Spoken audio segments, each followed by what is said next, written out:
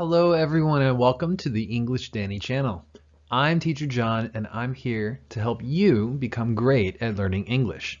If you haven't already, please subscribe to our channel if you love learning English. In today's video, we are going to learn how to use intonation in English. Specifically, we're going to talk about falling intonation or low intonation, which is a very important part of using intonation in English. So first, let's talk about this. What is intonation? It is the natural rise and fall of language. A lot of different languages use intonation to convey different meanings with whatever they're asking or whatever they're trying to say. And it is necessary to use intonation, especially in English.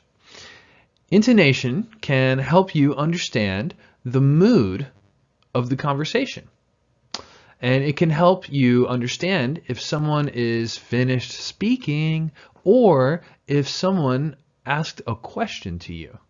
There are actually three kinds of intonation in English, and they are high intonation, middle intonation, and low intonation. English speech naturally uses all three tones. Sometimes you might hear the word monotone, and monotone means that the speaker only uses one tone, usually the middle or the flat tone. It's also important to understand that intonation is different from word stress. Word stress focuses on only one word, and we'll talk about word stress in an upcoming video. Intonation is the natural rise and fall of speech in a sentence. And let's focus on falling intonation in the rest of today's video. So, what is falling intonation? Falling intonation is when your voice falls to a low pitch at the end of a statement, or usually at the end of a statement.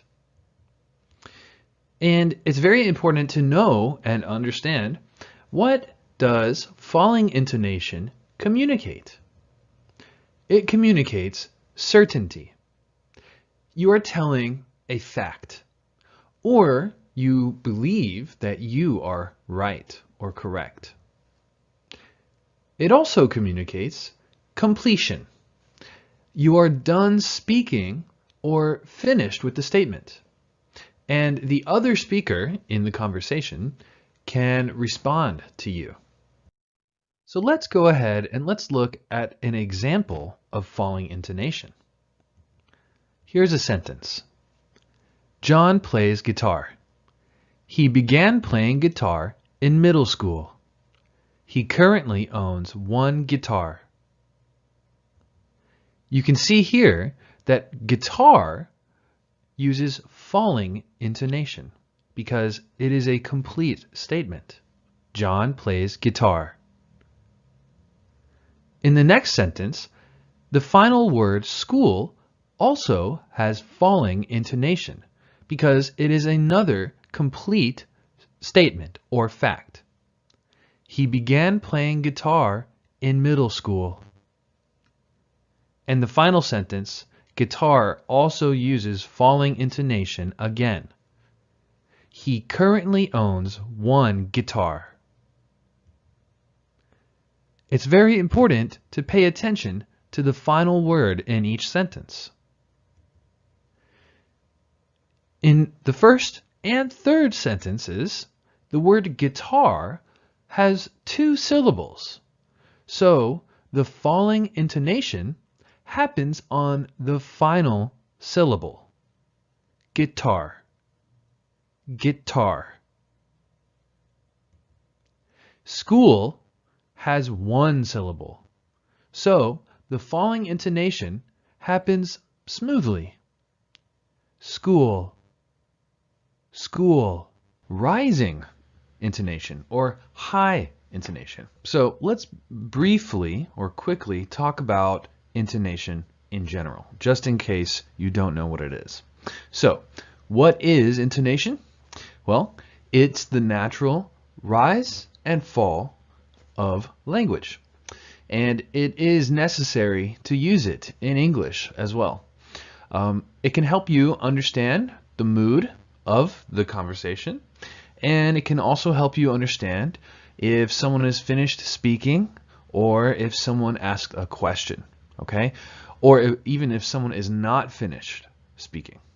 And English has 3 different kinds of intonation: high, middle, and low. And English speech, it naturally uses all 3 of the different tones. And in this video, we're going to focus on rising intonation and all the different ways that it's used in English. What is rising intonation? Well, it's when your voice rises to a high pitch, like I just did. And this can happen at many different points in a sentence. So it's a little bit different than falling intonation in that sense. When usually falling intonation is at the end of the sentence, rising intonation can be used at many different points in the sentence. It's very important to understand what rising intonation communicates. And the first thing that it can communicate is uncertainty. Okay? It means that you are not sure of the truth or of what you're saying, or you are asking a yes or no question. Okay?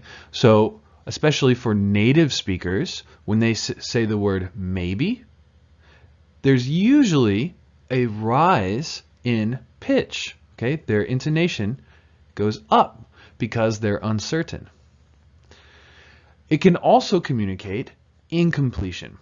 Okay? So if you are not done speaking or are not finished with your sentence or the statement, you want to use rising intonation. Okay? Because you're still thinking of more information to say or to add to what you're trying to say. Okay, now let's take a look at an example of rising intonation. And here we have a sentence. Try and listen for the different parts where rising intonation is used. John plays guitar, piano, and drums. Isn't that great? Guitar has rising intonation. So does piano. But drums has falling intonation. And then the word great also uses rising intonation. Guitar, piano, and drums is a list. The items in the list have rising intonation until the final item. The final item uses falling intonation.